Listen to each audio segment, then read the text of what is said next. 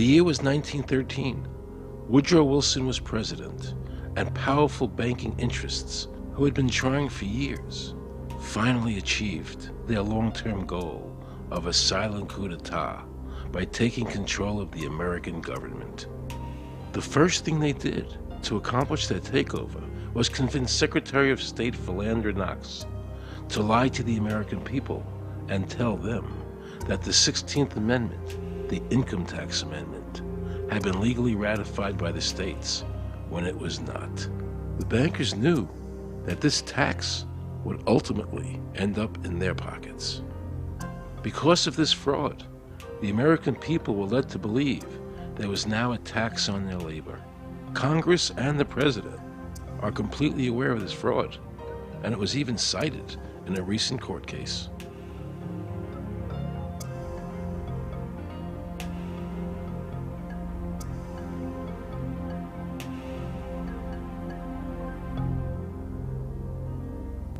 That very same year, the bankers committed their second and by far the most diabolical fraud ever perpetrated on the American people by bribing senators to pass the Federal Reserve Act without the required constitutional amendment. All in favor, say aye. They did this during Christmas vacation, when many senators were home celebrating their holidays with their families. And that's how the unconstitutional Federal Reserve Act came into being. They were very clever, and they understood that whoever issued the money for America would control the government. The bankers won, and the American people lost, because most politicians will sell their soul for $1. And now the Federal Reserve could issue dollars legally. As Mayor Rothschild said, "Give me control of a nation's money supply, and I care not who makes its laws." He knew that he and the other bankers would now control the laws of the nation.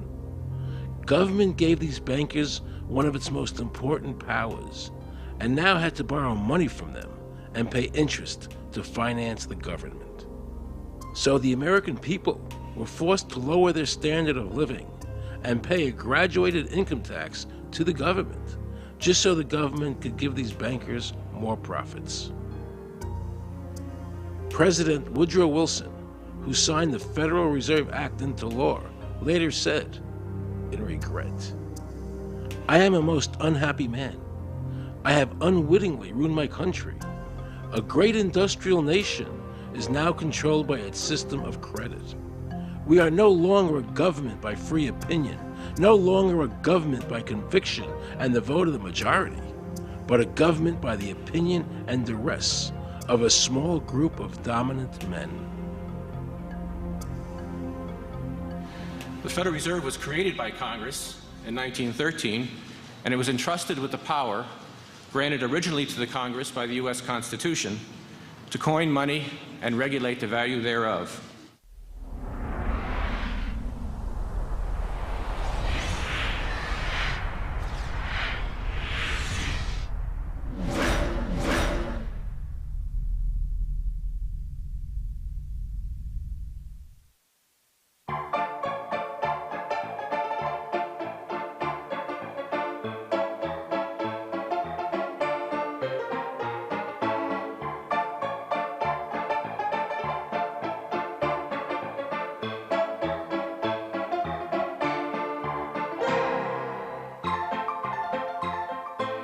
What's your name? Jan Crafting? Hi, Jen. I'm Aaron Russo. I produced the movie Is this a joke? Am I gonna No, make no, it no, it's look not a joke. foolish? Okay, good. No. I produced the movie Trading Places with Eddie Murphy and The Rose with Bette Midler, many movies, and I'm doing a feature film. And my film was about my quest to find out whether or not people pay income taxes. Do you pay an income tax? Yes, I do. You do? Yeah. Have you ever seen a law that requires you to pay an income tax? Have I ever read it? You mean in the page, black and white? No, Yeah. no. So you pay the income tax, I assume? Of late. Well, actually, no, I didn't file last year, but Okay. I'm sorry, is this on film? No, I paid my tax. My question to you is, have you ever seen a law that says you have to pay an income tax?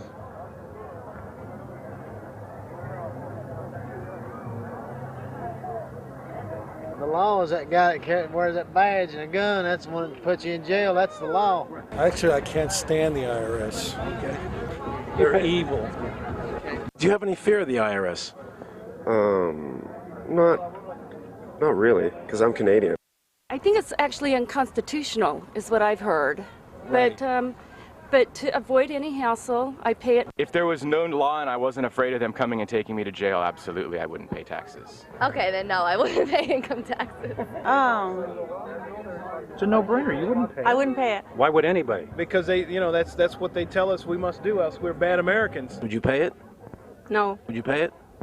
No. Why would you pay taxes if you don't have to? What if I told you that all your money that the income tax that's paid into the income tax just goes to pay the interest on the national debt? That's incredible. That's truly incredible. I thought it was for infrastructure and all the other stuff. The income tax is not legal because it would be a direct tax and it is not apportioned as the Constitution demands. If it's against the Constitution, then why are we doing it?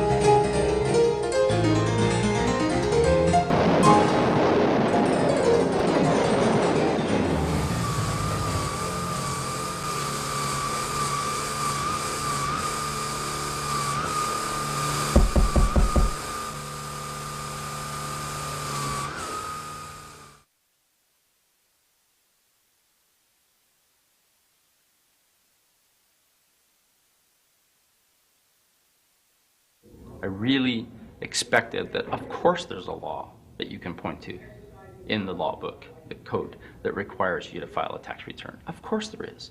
Maybe I don't know what it is right then as he was speaking to me, but sure. So naively, I agreed to go off and research it and get back to him.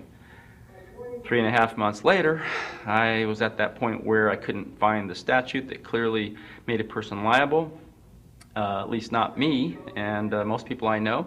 And I had no choice in my mind except to resign. I had to leave the IRS because I presented evidence that I had accumulated indicating that the agency was violating the law and violating people's rights. And I asked the agency for a response to my sincere concerns. And the answer I got was that they would not respond to my concerns and that they would provide me with the paperwork necessary to tender my resignation. But We the People Foundation for Constitutional Education put a full-page ad in the USA Today on July 7th, 2000. And within the body of that ad was a $50,000 challenge for anyone that could show the law.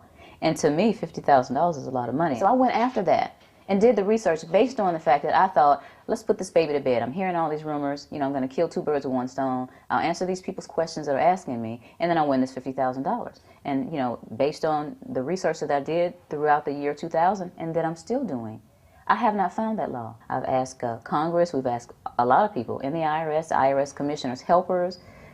They can't answer, because if they answer, the American people are going to know that this whole thing is a fraud. I was surprised to hear these highly trained and decorated IRS agents telling me there was no law requiring American citizens to file a 1040 or to pay an income tax on their labor. I haven't filed an federal income tax return since I left. I have not filed a tax return since 1999. Approximately 67 million people don't file an income tax return. I made a decision to go to Washington so I could attend the We the People Foundation press conference. They were going to serve a class action lawsuit on the IRS, signed by over 3,000 people, because the IRS has refused to show the law that makes Americans liable to file a 1040 or to pay an income tax on their labor. I was very curious as to why the IRS refused to show the law, as it seemed such a simple thing to do. Yet I was skeptical about the Foundation's claims. There had to be a law, right? I mean, we've all been told over and over and over again that we had to pay income taxes. No answers, no taxes. No answers, no taxes. No answers, no taxes. Most people believe that the income tax system is legal and that the revenue from the tax is used in the public interest. However, there is a substantial, conclusive body of evidence that proves that our income tax system represents the most pernicious form of tyranny. It is the greatest hoax ever perpetrated by government against the working men and women of America. American citizens, along with the Foundation, have been asking the IRS to specifically provide them with the underlying legal foundation upon which they administer and enforce the personal income tax laws in our country. At the national level, when people would attempt to contact somebody of a much higher authority, say the commissioner, same kind of thing. They would get answers that were in effect non-answers. There are a group of people standing outside today who assert that no law requires you to pay taxes and that you will not answer their petition to the government as to whether they're required to pay taxes. Are they required to pay taxes? I've been paying my taxes ever since I had my first job, and I think it's a fundamental construct of our nation that those of us who expect and demand the services from our government that the government provides, be they the protection of our country through the military, or be they the education of our children, or be they the protection of our environment, that we must pay for those services. So yes, I think there is a fundamental obligation, and that it's an understood and well accepted one.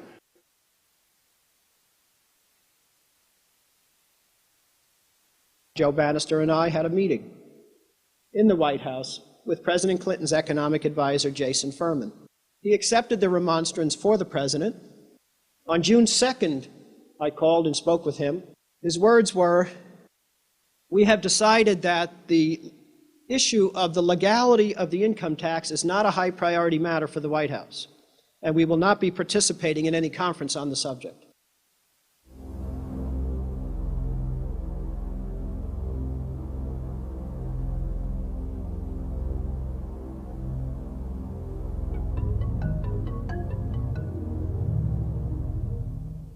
I decided not to eat until my death or until the government agreed to send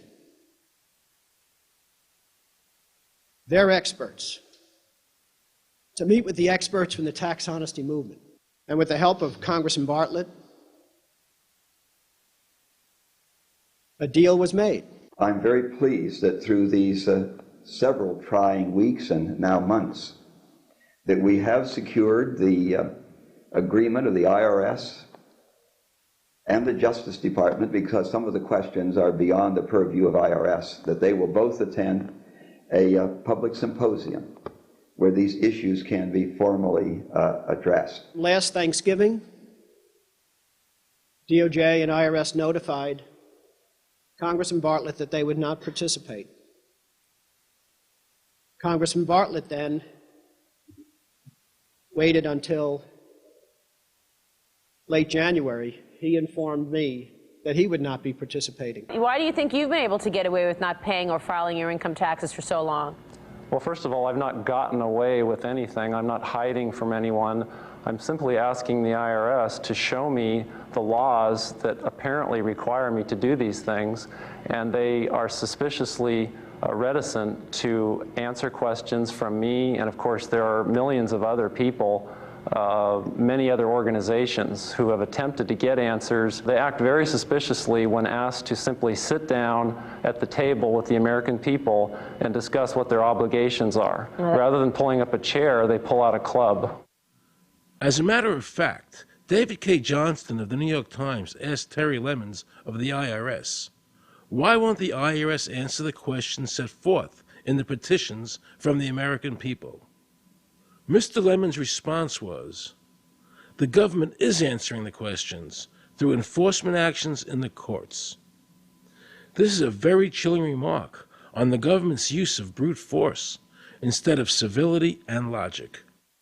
The federal government itself refuses to provide the American people who are coercively being subjected to this extraction of their private property without any underlying legal justification. There is no law that requires the average American worker in the private sector to pay a direct, unapportioned tax on their labor and compensation for services. There is no law. The march will stop in front of the IRS building. They are now going to serve a class action lawsuit on the IRS. Very courageous. My name is Charles Bell, and I'm here to serve this complaint on behalf of the American people to the Internal Revenue Service. The complaint is accompanied by an affidavit that's under the hand of Robert Schultz.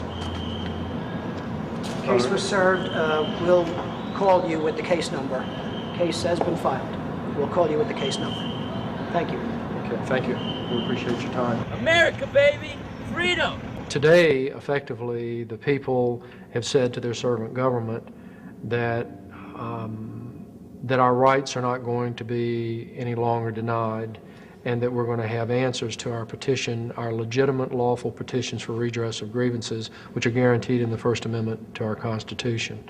So once and for all, we will get an answer.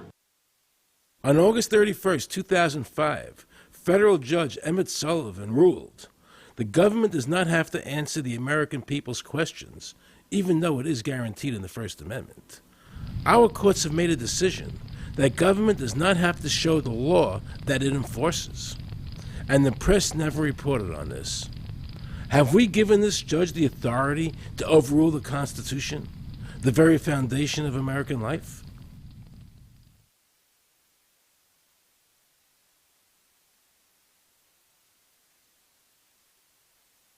I believe that in both spirit and substance, our tax system has come to be un-American.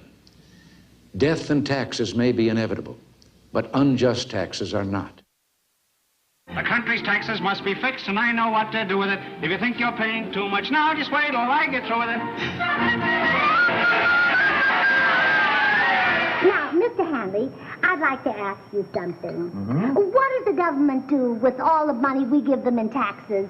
When President Reagan was elected, one of the first things that he did was appoint a blue ribbon panel of business people headed by Peter Grace, and is commonly referred to as the Grace Commission. And their job was to research all the various areas of the federal government and make a report. One of the quotes from the Grace Commission is, 100% of what is collected is absorbed solely by interest on the federal debt. All individual income tax revenues are gone before 1 nickel is spent on the services taxpayers expect from government. If we pay the salaries of the congressmen and the senators, we're supporting them, aren't we? Well, yes. Yeah. Well, then why can't we list them as dependents and deduct them? We've been brainwashed. People have been told, that you need this income tax system to fund government, which is absolutely ridiculous. I mean, my question is, well, if that's true, how did we fund government from 1776 to 1913? The main purpose of the income tax is not to raise revenue, but to redistribute wealth and to control society. A lot of people might say, well, gee, if there wasn't an income tax, what would happen to education? They don't understand that education is paid for the most part, out of state and local taxes, your property tax. People might say, well, how are we going to build and maintain our highways? If there's no money coming into the government, we need our highways. There is a tax on every gallon of gasoline that people buy. Proceeds from the income tax do not pay for highway construction. The amount of money that we spend on defense is exactly equal to the amount of corporate income tax, which is quite legal and quite constitutional. I think we should not want the income tax for several reasons. One is that It is the instrument of totalitarianism. It is the means by which the government can manipulate people and put you into a condition of servitude. Every year you give the federal government a form that says, here's how all my money worked. If you lie, you could go to prison. So you're required to give them a financial statement that under, the force of law could put you in prison if it's not impeccable, right? And under the law, they're supposed to do the same. They're supposed to give you back a financial statement that says, here's what we did with your money. Except you comply and they don't. In fiscal 99, the Department of Defense had 1.1 trillion of undocumentable adjustments.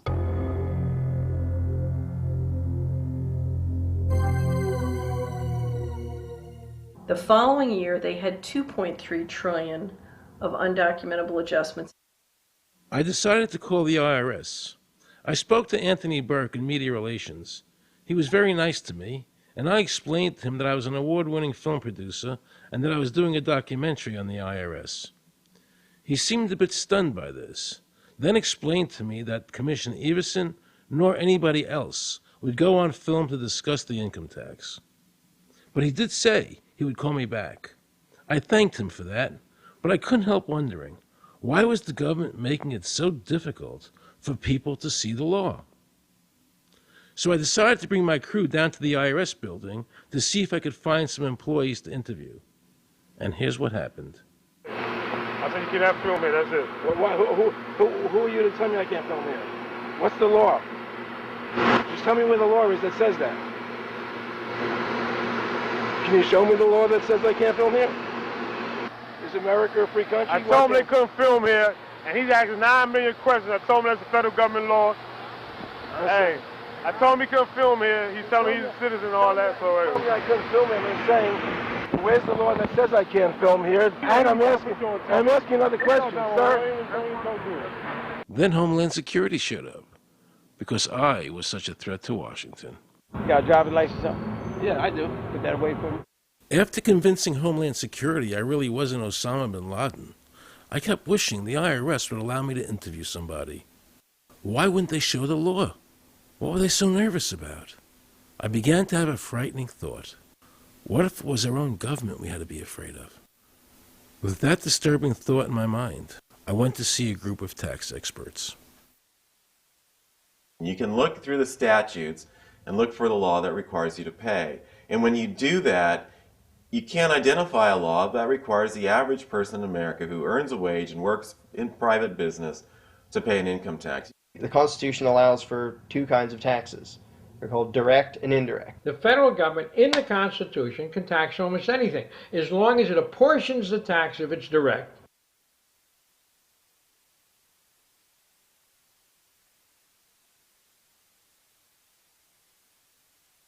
The indirect tax is, for example, an excise tax. I can avoid the excise tax on gasoline. I can choose to ride my bicycle. I can avoid the excise tax on tobacco. I can choose not to smoke, or I can grow my own tobacco.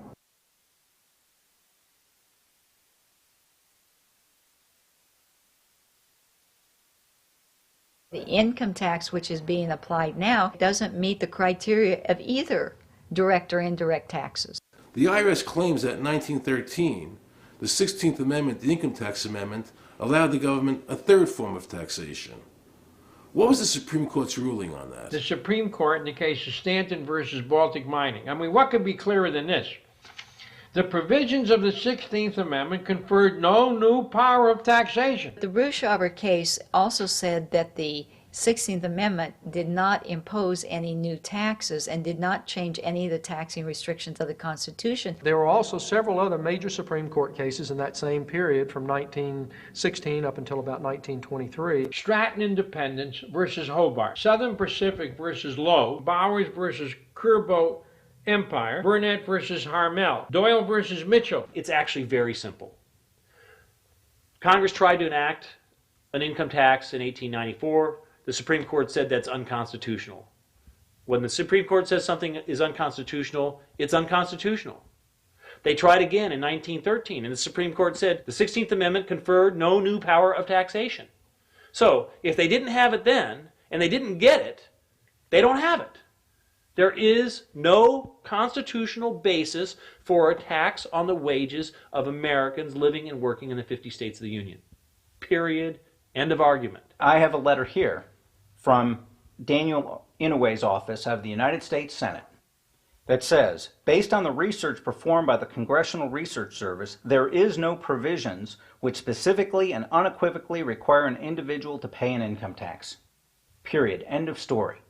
There is no law, and to date, nobody has been able to show that there is a law for the average American citizen working day in and day out to pay an income tax. The definition of income in the Constitution was given in the Eisner versus Macomber case, and it turns on gains or profits that are made from some activity. Doyle versus Mitchell, 247 U.S. 179, 1918. Here's what he said. The idea of gain or increase arising from corporate activities. In other words, it doesn't mean wages, it doesn't mean dividends, it doesn't mean alimony. It means a gain or a profit arising from corporate activity. These liens that are recorded against people by the government for tax liens are nothing more than allegations. They are non-substantive. They have never been determined by a neutral third party, such as a court, to have one shred of validity. If you ever get a notice of an audit or anything else, the first thing you should do is a Freedom of Information Act request for records that they're using to substantiate or justify the audit. There is nothing in the Internal Revenue Code that creates any such thing as an income tax evasion or crime. There's nothing in the code that allows IRS agents to seize property. The government is involved in judicial blackmail. The government knows that if it legally seizes somebody's property, that person doesn't have the funds and he can't even get a lawyer who can help him. I conducted investigations in the Title 18, the Criminal Code, the U.S. Criminal Code. And in there, the statutes and the regulations are very specific as to what's violating the statute. In the Internal Revenue Code, Title 26, there's nothing specific in there. I mean, even the FBI feared the IRS. You have to understand that an agency which will unlawfully impose a tax that doesn't exist is not going to care. If we, the people, don't know what our rights are, they're not going to tell us. If Americans just learned that the IRS was actually knowingly deceiving them, that would be enough for them to rise up and put a stop to it. This small booklet includes the Constitution of the United States, the Bill of Rights, the Declaration of Independence. This is a document that every citizen should read. It's a document which freed an entire nation. This is the Internal Revenue Code, and this document, and the unlawful application of this document by the Internal Revenue Service has enslaved the nation that this document attempted to free.